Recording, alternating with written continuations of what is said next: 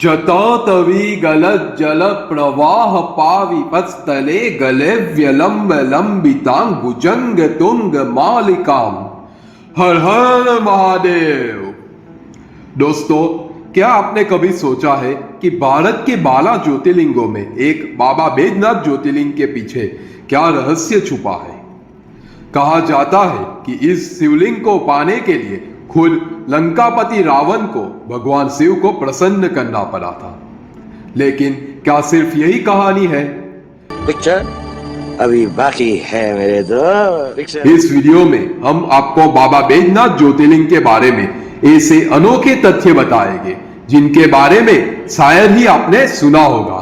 तो like, share और subscribe कीजिए और वीडियो के अंत तक बने रहिए। एक बार लंकापति रावण ने भगवान शिव को प्रसन्न करने के लिए कैलाश पर भक्ति भाव से आराधना की थी। बहुत समय के बाद भी शिव जी प्रसन्न नहीं हुए। तब रावण पास में स्थित वन में चला गया। वहां पर एक खड्डा खोदकर उसमें अग्नि प्रज्वलित की। वही पास में शिव जी की प्रतिमा स्थापित करके कठिन तपस्या आरंभ कर दी। गर्मी में पांचों ओर से अग्नि से गिरकर तो वर्षा में खुले आसमान के नीचे और सर्दियों में जल के भीतर खड़े रहकर कठिन तपस्या की। फिर भी शिवजी प्रसन्न नहीं हुए। तब राक्षस राज रावण ने अग्नि में अपने सर को काटकर भेद करना शुरू कर दिया। इस तरह एक एक करके रावण ने अपने 9 सर अग्नि को भेद कर दिया। परंतु जब 10वीं बार रावण अपना सर चढ़ाने को उन्मुख हुआ तो शिवजी प्रकट हो गए। तब रावण बहुत प्रसन्न हुआ और भगवान शिव की स्तुति करने लगा।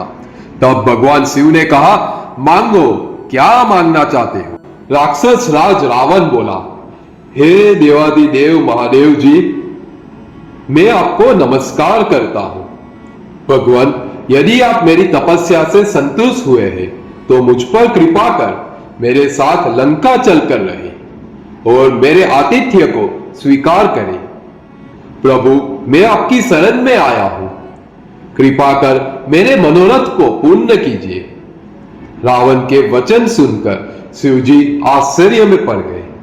तब उन्होंने सर्वप्रथम रावण को पूर्व की भांति निरोध किया और उसे अतुल बल प्रदान किया। तत्पश्चात उन्होंने रावण को अपना ज्योतिर्मय लिंग प्रदान किया और कहा कि मैं इस शिवलिंग में ज्योतिर्मय रूप में स्थित हूं, इसलिए तुम इसे अपने स्थान पर ले जाओ। पर एक बात का ध्यान रखना कि इसे रास्ते में कहीं पर भी भूमि पर मत रखना, अन्यथा तुम इसे आगे नहीं ले जा सकोगे और यह वहीं पर स्थित हो जाएगा। तब भगवान शिव का आशीर्वाद एवं शिवलिंग लेकर राक्षस राज रावण के वहां से लौट गए और लंका पहुंचकर वरदान की सारी बातें उसने अपनी पत्नी मंदोदरी को बताई। उधर देवताओं को जब ज्योतिर्लिंग स्थापित के बारे में पता चला तो उन्होंने ज्योतिर्लिंग का विधिवत दर्शन और पूजन किया।